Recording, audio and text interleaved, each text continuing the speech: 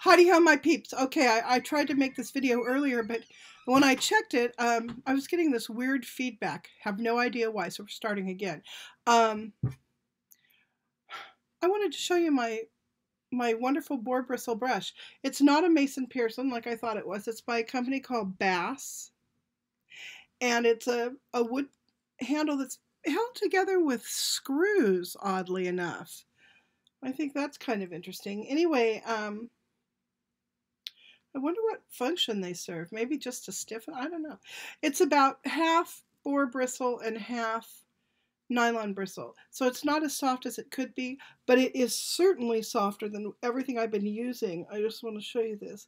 Um, as you can see, my hair is nice and put this down a little bit. It's nice and soft and, um, you know, what do you call that? Shiny.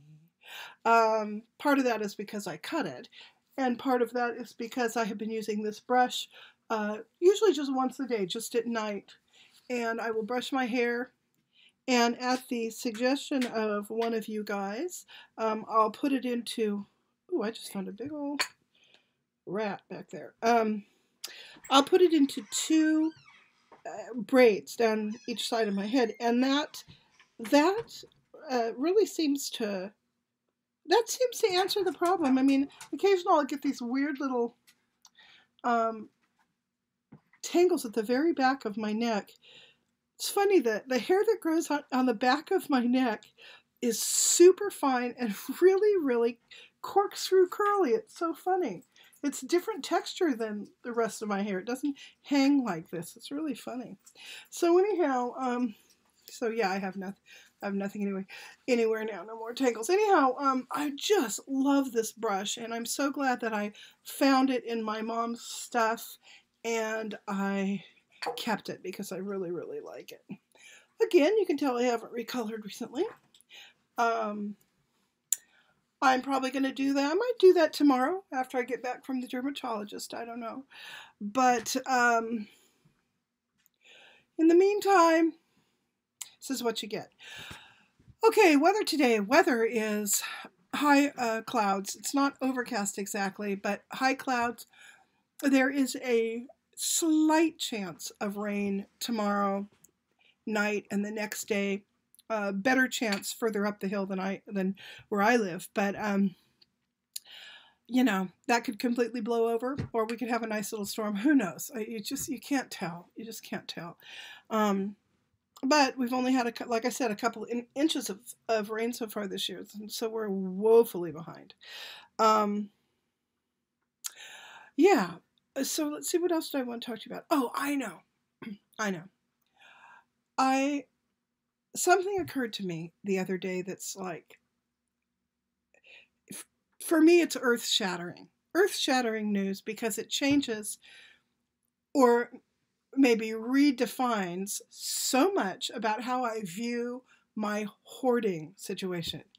And how my hoarding is very different than Grant's hoarding. I've always known we hoarded differently, and you know, I could talk about the main points of that. His hoards tend to be things that might be useful later. My hoards tend to be things, sometimes it's about use, but usually it's about just something pretty or beautiful or that reminds me of some person or thing or time in the past. So that's what I tend to hoard. As you guys know, lots of china, crystal, flatware, furniture, linens, old clothing, old hats, old photographs, old magazines, old musical instruments, old farm implements, yeah, old trailers. I mean, just that kind of stuff.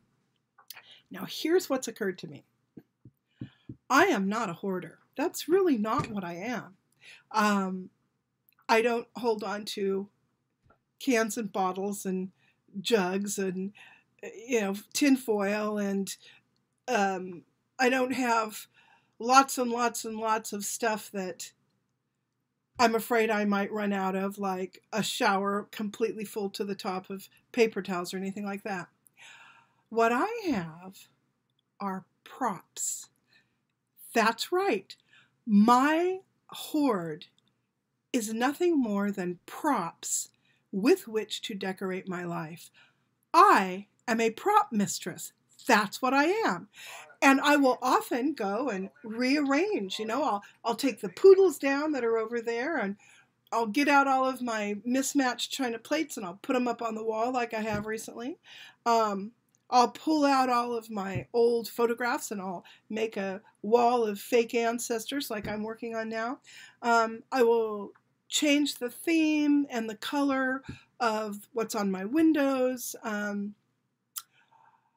what I've got covering my couches, that sort of thing. I'm forever editing the vignettes around me based on all sorts of stuff. Sometimes I redo it based on my mood. Sometimes I'll repaint a wall because I'm sad and missing something or someone. I'm a big one for changing out pillow covers. I do that a lot.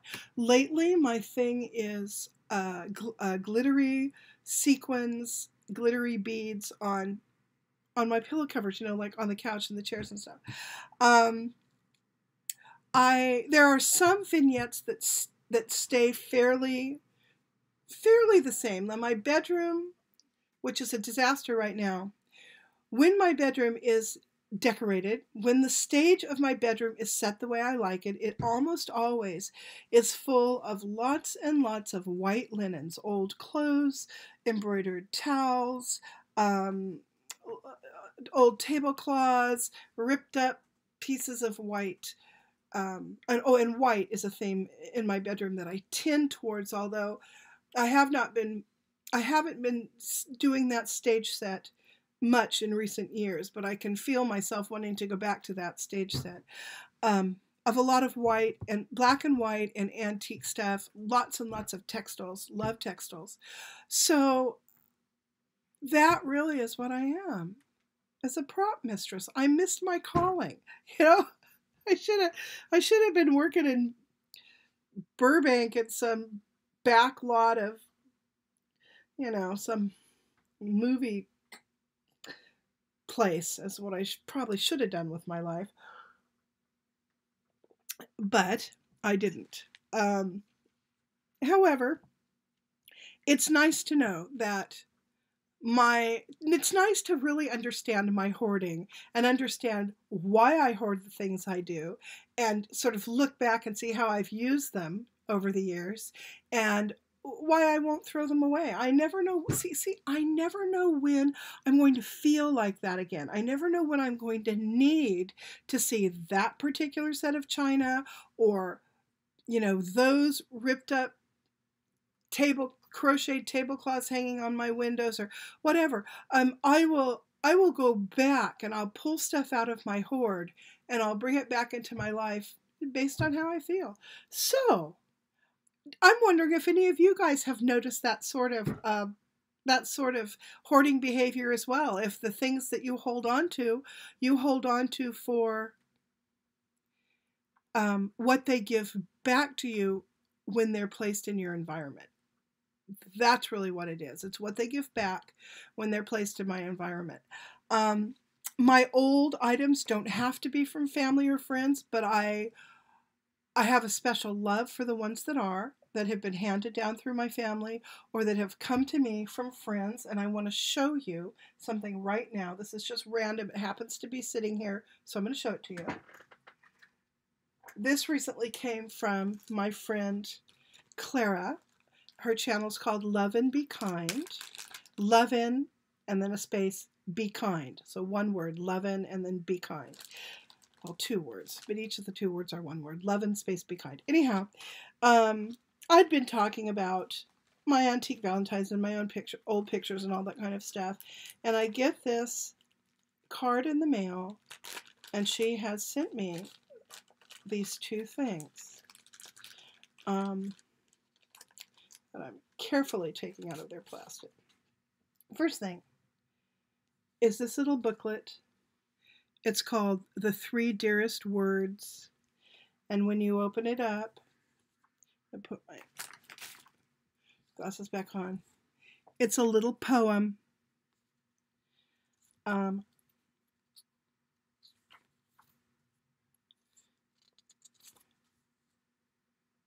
and the three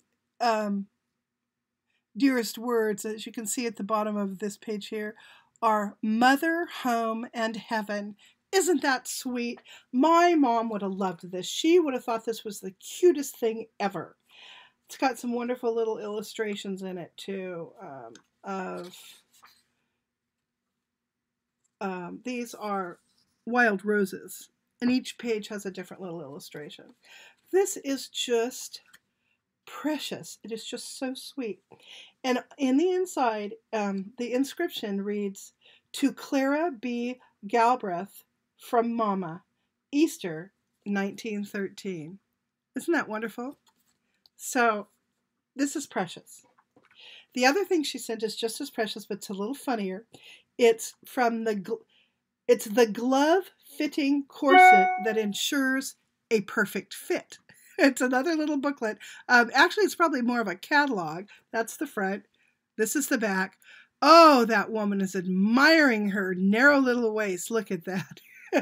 And on the inside, it has these marvelous little photographs. Well, it has a calendar and then some propaganda about this corset company. And then it has pages of, product that you can order and how much it costs and so forth. Here's another one. Let's see, they have one in here for fat women. Let me find it.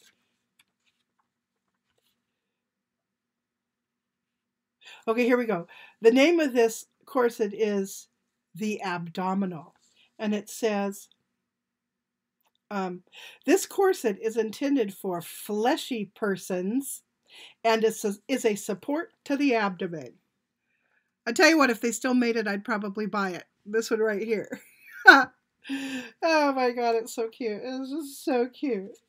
So what I told my friend Clara is that I'm going to mount these together in a frame and hang them together on the wall with my antique valentines, which I have a huge bunch of. So anyway, I just had to share that with you.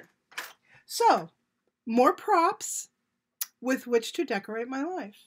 So on that little happy note, I'm going to say bye-bye. We've got a lasagna in the oven, and I'm in the mood to make chicken and dumplings for tomorrow.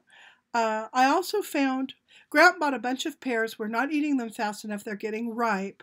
So I found a recipe for making a pear tart in a pie crust, like you normally would make a pie. But what you do is you cut up these pears and you swirl them around on the bottom of this pie crust, and then you pour like a simple egg custard on top and you bake it. So that sounded good. Grant said that sounded good, so I think I'm going to make one of those and just kind of do some cooking up ahead of time. So the boys have stuff in the refrigerator they can eat, and I will not let things go bad. So I hope you guys are all having a wonderful day, and I will talk to you later. Bye.